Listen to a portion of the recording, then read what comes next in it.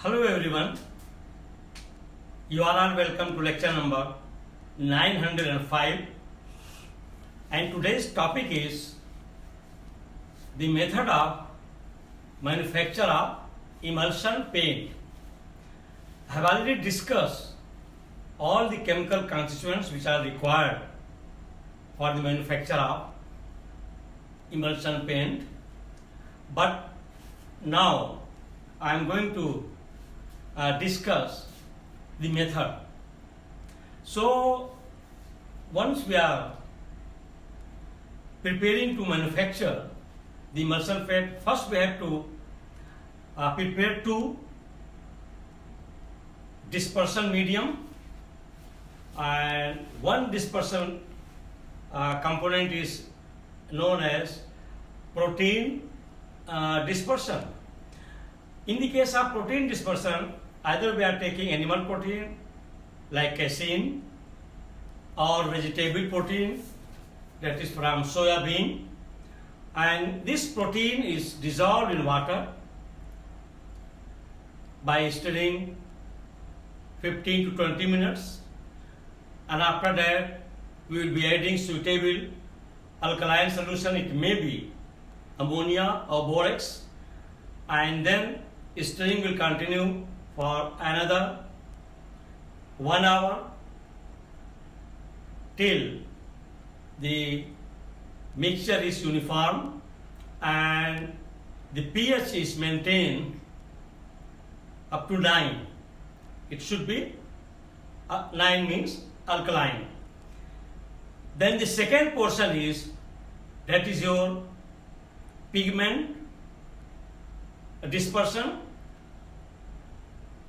and pigment dispersion portion we have to take the dispersion agent ammonia and water, and in this mixture we have to add the pigment, and this mixture is grinded in mill.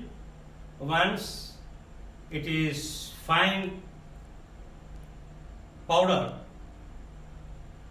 then we will mix both that is protein dispersion and pigment dispersion, and then we will start adding the other constituents, chemical constituents like preservative, like anti-foaming agent, like resin, like thinner,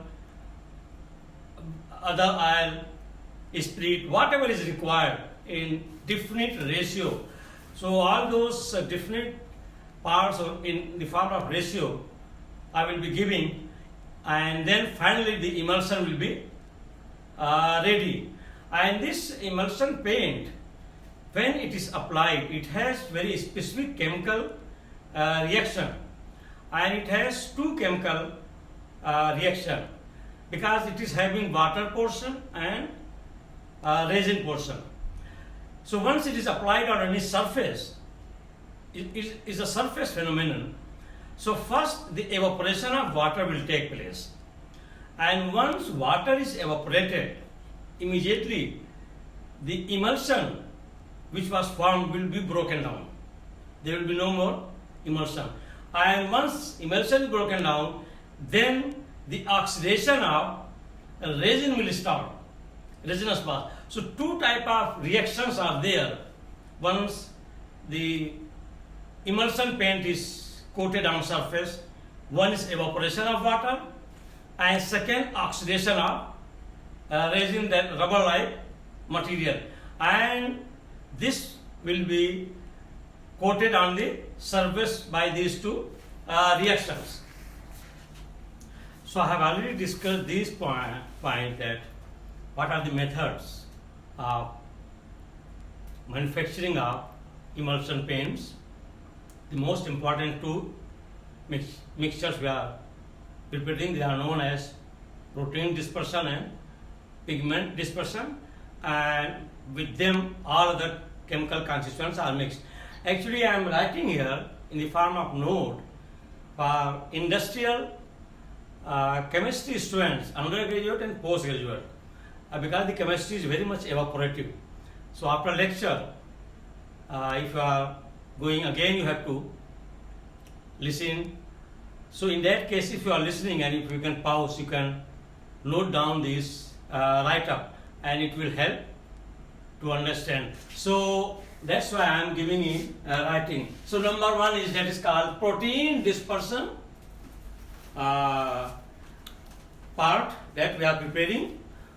Once we are aiming to prepare the emulsion paints, first we have to prepare the protein dispersion solution. So in this case, the casein or anhydrolized soybean protein is dissolved in water with stirring for 5 to 10 minutes.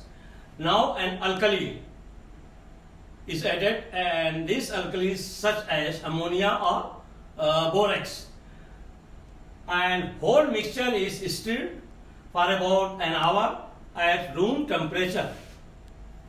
The protein provides body stabilization and also the brushing power. So this the protein dispersion medium will provide these three qualities of the emulsion paint. First, it will stabilize the paint. Second, it will give the brushing power to the emulsion, and alkali use disperses the protein and maintain the pH at about 9, and that 9 pH means it is alkaline. Number 2, pigment dispersion. The second one we are preparing where the pigment is dispersed. So in this process of dispersion, the dispersing agent as well as ammonia is added in water, and the pigment is added in that mixture, and the whole mixture is ground in a ball mill. Fine grounding is done, and then number 3, that is the method of emulsion paint formation. So these two, number 1 and number 2, means protein dispersion and pigment dispersion. Both of the above dispersions, protein and pigment dispersion, are mixed, and to the mixture first preservative is added, and that preservative is added to check and stop the fungal growth, and then anti-foaming agent is added, and that anti-foaming agent is pine oil. Now latex, that is rubber-like substance, is added slowly, and mixture is stirred. Then more water is added, and it should be noted that oil and resin mixed together. There can also be added instead of latex emulsion. The emulsion paint is thus ready. The emulsion paint contains the constituents, and that constituent is given here below in parts. So once you are preparing the emulsion paints, you note down these parts, and then you can convert in percentage. Number 1 is that is called titanium dioxide, that is very good shining white pigment, and that is your 270 parts. Then clay is added, and that is 76.8 parts, plus tetrasodium propophosphate. So tetrasodium propyl phosphate is 1.8 part, plus that is deionized water. So deionized water is 16.5 parts, plus casein solution, that is your animal protein casein solution, is 764 parts, plus sodium pentachlorophenate solution is 17.4 parts, plus pine oil, that is 4.2 parts, plus tributyl phosphate is 13.2 parts, and then finally copolymer latex, that is rubber-like substance, is 466 parts, and it is a typical example of emulsion paints.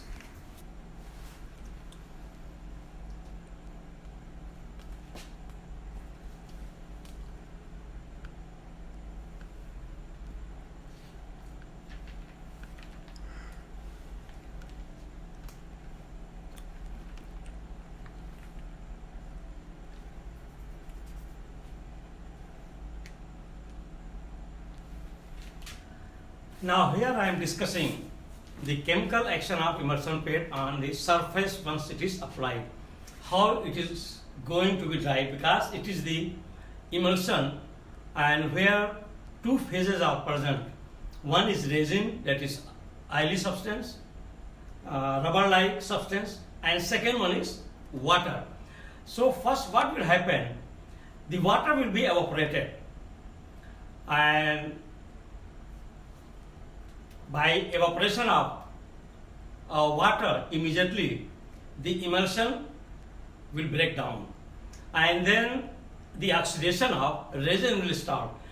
So the water will be evaporated because it is permeable to water molecule to escape, and once emulsion is broken down, then the oxidation in presence of air and oxygen will take place, and that oxygen will make the resin to get it dried. So the drying of these two phases, water and resin, is by evaporation and by oxidation. So here number 4, the chemical action of emulsion paint on the surface. When a thin film of emulsion paint is applied on surface, water undergoes evaporation from the surface and breaking of emulsion takes place. This resin particles forms a continuous homogeneous clear film. The drying of emulsion paint film occurs in 2 stages. The first stage is the film remaining permeable to water. It is permeable to water, so in this way evaporation will go on to water and moisture escapes. In this way moisture will be escaping in the form of evaporation. While in the second stage, drying of resin takes place by the reaction, and that reaction is called oxidation. Oxidation will take place.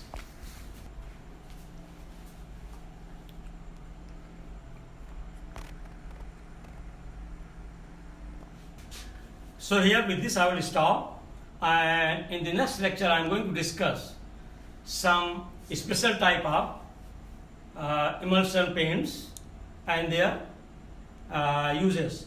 Once again, thank you very much for watching the lecture.